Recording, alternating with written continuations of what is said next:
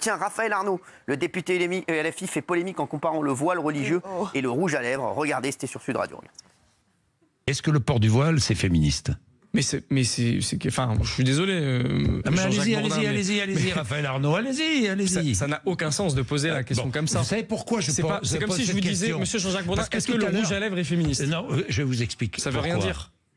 Alors, ça vous choque, ça ? C'est choquant parce qu'il n'a aucun argument, en fait. C'est aucun argument. La question, elle est très intéressante. Est-ce que le voile est féministe ? Il y en a qui pensent que non. Il y en a qui pensent que c'est une oppression, une privation de la liberté des femmes. Il y en a d'autres qui pensent que oui. Lui, au lieu d'argumenter, il n'a aucun argument. Pourquoi ? Parce qu'ils se servent des musulmans de manière opportuniste par électoralisme. Et en réalité, il n'a rien à dire sur le voile parce qu'il n'y connaît rien. Moi, c'est ça qui me choque. Il n'a aucun fond dans le débat de la question qui est intéressante, je trouve. Et au-delà de ça, pardon, mais mettre le voile islamique et le rouge à lèvres avec un signe égal, c'est catastrophique. Est-ce qu'il faut lui rappeler tout de même qu'il y a des femmes qui sont incarcérées, battues, tuées, torturées dans de nombreux pays dans le monde parce qu'elles n'ont pas bien mis leur rouge à lèvres, elles n'ont pas bien mis leur voile islamique. Ouais. Donc vraiment, c'est... Gilles Verdez n'est pas d'accord. Mais non, mais je ne suis pas d'accord parce que la question est totalement stupide. Vous voyez bien que la question de Jean-Jacques Bourdin, elle n'a pas de sens. Si, elle est intéressante. Donc lui, elle n'est pas intéressante.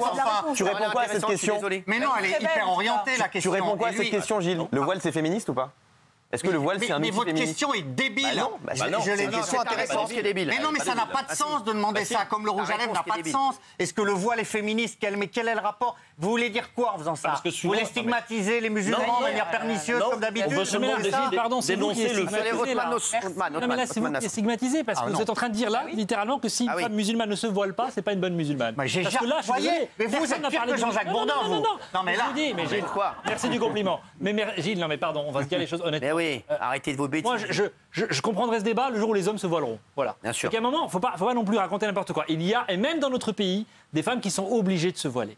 Et ça, c'est pas normal. Mais ça, on peut s'accorder là-dessus, ça n'est pas normal. Et répondre comme il répond, ce député insoumis, il répond parce qu'il a des arrière-pensées, parce qu'il a une stratégie électoraliste qu'on connaît très bien, qui fait des ravages dans les quartiers. Et le but, c'est plutôt que de faire entrer les gens dans le giron de la République, plutôt que de les instrumentaliser sur ce type de sujet. C'est ça la réalité. Mais Gilles, est-ce que le voile permet aux femmes de s'émanciper, selon toi, ou bien est-ce que ça les opprime ? Votre question, elle est aussi tendancieuse. Moi, je vais vous dire. Pourquoi il répond tous Vous avez raison. Vous avez raison sur une partie de votre dialectique, mais moi, je connais énormément de jeunes femmes musulmanes qui se voilent parce qu'elles en ont envie, oui, y en a, parce que c'est important pour elles. Eh bien, il y en a. On ne dit pas le contraire, mais on te dit qu'il y en a qui sont forcés aussi. Qu'est-ce que vous en savez que c'est pas la majorité ? C'est ça qui m'énerve. Parce que je vois quand il y a une révolution, le premier geste, elles retirent leur voile. Bah oui, mais je parle de la France, enfin. Ah, bah oui, dans ça t'arrange. On parle de la France. Je suis pas débile, je sais ce qui se passe ailleurs, comme disait Valérie. Non, mais sauf que le voile, c'est politique et le rouge à lèvres, c'est pas politique, Gilles. On est d'accord là-dessus. Mais arrêtez de m'agresser avec des questions, les deux là. Je ne comprends pas ces questions. Je vais faire comme Raphaël Arnaud. Vos questions sont débiles, je vais vous répondre de manière débile. Vos questions n'ont pas de sens, si vous voulez. Pourquoi tu te brusques ? Pourquoi tu es violent ? Pourquoi tu es tout de suite agressif ? Parce que... Éclaire-nous de ta lumière, de ton savoir, de ton intelligence, puisqu'on est débiles. Tu veux qu'il nous éclaire de sa lumière ? Bah oui, écoutez les gars, on va pas voir grand-chose, les téléspectateurs.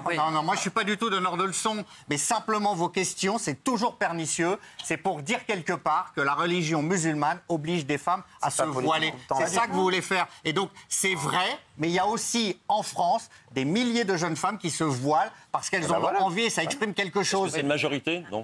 Mais le voile, c'est pas politique tout le temps. Jean-Michel, le voile n'est pas politique tout le temps. Il y en a qui se voilent parce qu'ils ont envie de se voiler par rapport à la religion. C'est pas politique tout le temps. Maintenant, la grosse connerie de comparer du rouge à lèvres avec du voile, moi, ça me fait honte que des mecs comme ça soient élus de la soient députés, soient élus de la République. C'est-à-dire que ces mecs-là, on les paye. C'est-à-dire que comme si moi, demain, je me présentais, on va payer un débile comme moi pour raconter des conneries comme ça. Parce que ça, c'est une véritable connerie. La politique, c'est sérieux. On a mis des mecs comme ça au pouvoir. Genre, je sais même pas comment on les a élus députés. Je sais même pas les gens comment ils ont été. Et je vais revenir sur le défilé. 110 000 personnes. Ils ont fait leur électorat. Ils ont fait campagne. Vous avez vu les gens au défilé ? J'ai pas vu beaucoup de gens à qui ils ont fait campagne pour eux. J'ai pas vu beaucoup de mixité. Moi, quand je regarde le défilé, je vois pas beaucoup de mixité. Je vois pratiquement que des hommes blancs et des femmes blanches. Je vois que de ça. Donc il faut qu'ils se réveillent aussi. Ils en ont rien à foutre, les gens de leur parti politique. 110 000 personnes. Alors quand on voit des mecs comme ça qui te racontent des conneries, le voile c'est comme le rouge à lèvres, on envoie des débats là où on vient d'entendre, le voile c'est politique. C'est que c'est à cause des mecs comme ça. On est en train de s'énerver nous entre nous, alors qu'on sait très bien que le voile il n'est pas politique. Non, il n'est pas tout le temps politique le voile, c'est pas vrai. Il peut être aussi. C'est pas vrai. Il est des fois il est de conviction. Mais il y a des jeunes femmes qui ont envie de mettre le voile. Et à cause de ces gens-là, on mélange tout. Voilà, exactement. C'est ce gens-là qui font énormément de mal, Gilles. C'est toi qui. Non, moi je mélange pas. pas, j'ai des images, moi je les vois les images. Regarde. Jean-Michel Maire, qu'est-ce qui se passe ? Non, j'écoute parce que je pourrais évidemment être éventuellement convaincu, mais j'arrive pas à croire que c'est pas politique. Le voile, Pas tout le temps. Et celles qui le mettent volontairement, c'est parce qu'elles par principe de précaution, elles préfèrent le mettre avant de... Mais qu'est-ce que vous en savez? Mais ça, c'est dégueulasse. Ça, c'est dégueulasse. C'est dégueulasse. Non, mais t'es pas le seul à connaître des musulmans. Tu connais pas les gens. T'es pas le seul à connaître des musulmans. Énormément ce que vous venez de dire. Il connaît pas les musulmans. Mon ex était musulmane, je connais. Laissez-moi finir ma phrase. Mais alors, mais ça veut rien dire. Mais non, il fait croire que c'est le seul à connaître des musulmans. C'est pas le seul, mais là, Jean-Michel Maire, là, votre argument. Là, il a dit j'adore le couscous. Vous êtes à côté de la plaque. Ah non, c'est pour dire, parce qu'il est toujours en train de dire que vous ne connaissez pas les musulmans. C'est comme quand j'arrive en boîte, il y a une musique arabe, on dit ah bah tiens Cyril, c'est pour toi. C'est de chez toi. Je ne serais pas obligé de dire ça s'il disait pas longueur de temps, il n'y a que moi qui connais les musulmans, vous les connaissez pas. C'est comme quand je suis invité chez quelqu'un, qu'est-ce que je te fais? Du couscous? Vous voyez ce que je veux dire. Jean-Michel Maire, arrêtez. Vous voyez ce que je veux dire. Non, mais c'est nul. Ah bon, moi je vous le dis avec éminemment d'amitié et de respect, ce que vous venez de dire est purement et simplement islamophobe. Non. Totalement. Vous avez dit, Géraldine, ne vous mêlez pas de ça, c'est sérieux. Une cible.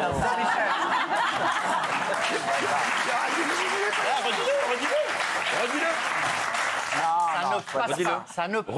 Parce que vous présupposez que des jeunes femmes qui mettent le voile ont peur de je ne sais quoi plus tard, et c'est pour ça qu'elles mettent le voile. Je l'affirme, je ne le présuppose pas, je l'affirme. Mais il y en a beaucoup. Mais il y a de tout, évidemment. Très bien, vous avez fait un pas en arrière. Voilà. J'accepte les excuses. J'accepte vos excuses également. Voilà. Merci.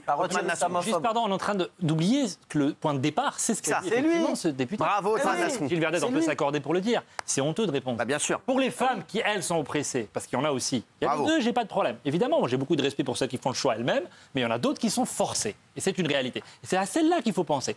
Il ne pense pas à celle-là, celui-là. Voilà. Celui-là, il pense à sa clientèle électorale. Et c'est ça qui est lamentable. Voilà. Ça, au moins, on pourrait le dire. C'est quoi sa clientèle électorale? Elle était où au défilé, sa clientèle électorale? On a tous vu les images. Il faut qu'ils ouvrent les yeux aussi, qu'ils arrêtent de se faire rêver. Sa clientèle électorale, on l'a vu le défilé hier. Moi, je l'ai regardé sur les chaînes info. Je ne l'ai pas vu, moi, sa clientèle électorale. Ils ne sont pas sortis dans la rue, les gens. Les gens à qui ils montent la tête, là. Comme on vient d'entendre, là. Toi, t'es islamophobe, et toi, t'es politique, et toi, t'es machin. À cause de ces gens-là, des gens qui s'aiment bien, là, et des gens qui se respectent et qui sont cultivés. Parce que lui, il est cultivé. Lui, il est cultivé. Elle est cultivée. On s'embrouille comme des chiffonniers. On n'a montré que 3. Ouais, parce que c'est les 3 qu'on parlait. À cause de gens comme lui, la clientèle, comme vous avez dit, l'électorat, ils n'étaient pas dans la rue hier. Ils ne sont pas là-dedans, les gens. Ils ne sont pas dans leurs histoires. Ils n'étaient pas dans la rue. Il faut se poser des questions. Moi, ça me travaille. Ça vous travaille? Ça me travaille, 110 000 personnes. Premier parti de France, 110 000 personnes. C'est pas le premier parti de France. C'est ce qu'ils disent eux, on a gagné, on est champion. C'est ce qu'ils disent eux. Eux, ils disent on a gagné, Lucie Castet, venez, je sais même pas d'où elle est sortie. Viens, tu vas gouverner la France.